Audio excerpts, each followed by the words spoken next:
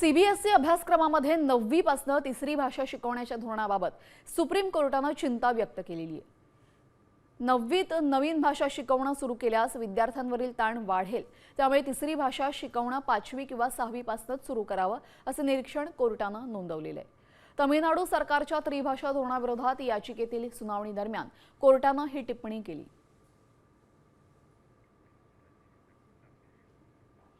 9वीमध्ये नवीन भाषा शिकवल्यास विद्यार्थ्यांवरचा ताण वाढेल।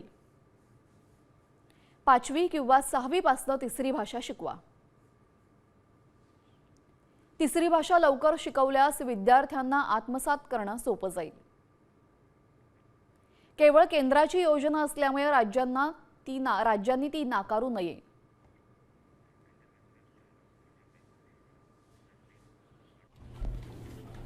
साम टीव्ही मी नेहमी पाहतो, त्यावर दाखवलेल्या बातम्या रिलेट करतात।